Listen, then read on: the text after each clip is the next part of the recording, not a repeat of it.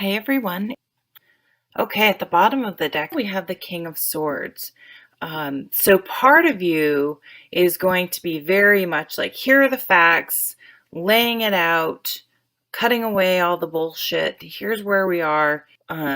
Let's deal with this head on and with the information we have.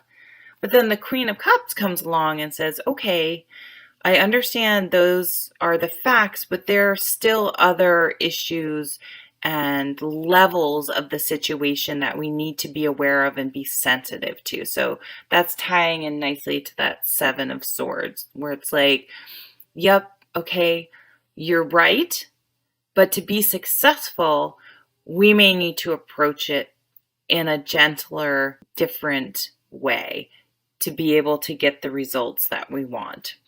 So what had been a focus is the Seven of Wands, and that's defending ourselves without being defensive. Um, so these are situations where you just want, it's that duality again between you're very passionate about what you believe and where you're coming from. And this was the theme of last week. How do we get that across, that message across, without having it get diluted in emotions? So you can't go from, oh, well, I can't be emotional because then I'll lose the message. But if you're too factual, then you lose the heart and soul and the human factor. So it's a balance. We're looking for a balance. We're looking for a way to express ourselves, to deal with a situation where the facts and the emotional aspect both get equal weight. So sort of crowning the reading, what we're dealing with here is that this situation is a process, and that we need to understand that it isn't something that we can just go in and say, okay, this is how it's going to be, and walk out the door and everything's going to be fixed. It's going to take a while. It's going to take everyone to go through their own process as well as the process itself, if that makes any sense. Like, there are many different layers, many different ways people deal with things, including yourself. The situation may have, lots of different stages that it has to go through before it can be resolved or start changing.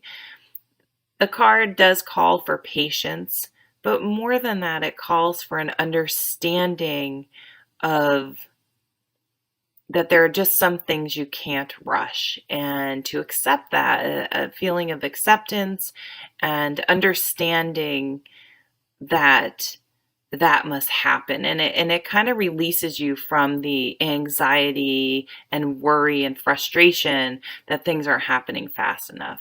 And so use this time, this downtime when things aren't happening, to make sure you're prepared, work on other things, staying calm and centered.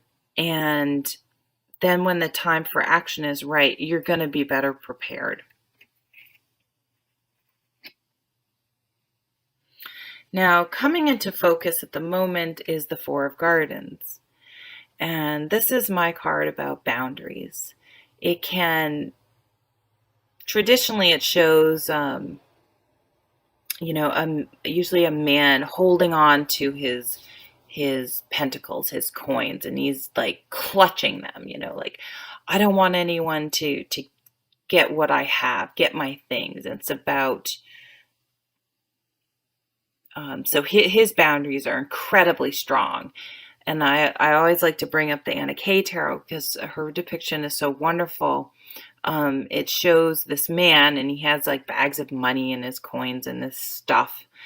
And he's hunkered down on the ground, like hovering over his material things. And there's a stone wall behind him, and his family's on the other side, and they look sort of cold and shut out. So making sure that your boundaries are strong and clear enough that people are respecting them, but not so strong and clear, not so clear and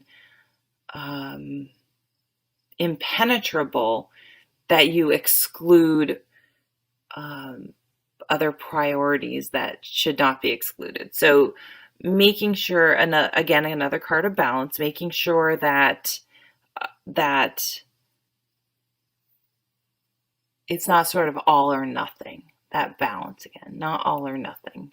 How do we get this? How do I get my idea across? How do I affect the change that I want to manifest?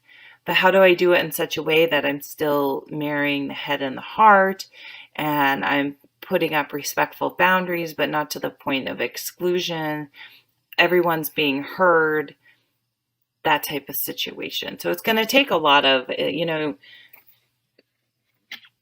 manipulating, and not in a negative way, but in a skilled way. I'm going to leave it at that. So here are a couple overall cards. The Hierophant.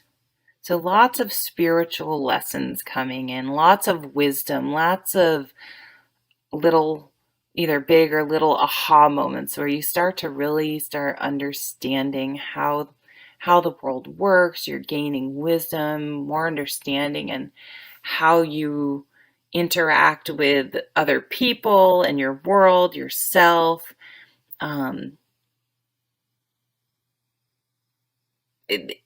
This situation is teaching you a lot. That's probably the bottom line of this card. You're going to gain an incredible amount of wisdom and growth by going through the situation where it's not clear cut, and there's a lot of, what's the word, recalibration, like reassessing and tweaking and finesse required. It's an active process. Even though we have this sort of passive card of patience, you're still, you can't force, but you still have to keep it going. This card's often depicted as the farmer, who gets the soil ready and plants the crops, but he has to, even though he can't force them growing, he has to make sure they're watered. He keeps deer and pests away. They get enough sun, but not too much sun, and he's making sure that he picks them when they're ripe. So there's still active things that need to be done, but they can be done in a grounded, centered, calm way. Oh, and the Three of Gardens. So for a lot of you, this is going to be at work. So how you handle the situation is more important than the outcome. Okay, so staying calm, staying open, staying good communication, being compassionate but not dramatic, looking at the facts, but understand there's always a human factor in the work. I'm really feeling this is a work environment, but it doesn't have to be. I mean, this could be a situation in the home, anything. But people are watching, and people, not only are you going to gain wisdom, but other people are going to learn from how you're conducting yourself. So whether they learn more about you, or they even learn some lessons about themselves, about how to handle things, people are watching you and learning from you. So don't ever underestimate your actions and the power of your actions and your behavior, because you never know who might be watching, whether it's a child, a coworker, a boss, anyone that is in your environment you could potentially influence. So make sure that your actions are true and with good intentions. So thank you so much for watching, and I'll see you at the next video. Take care.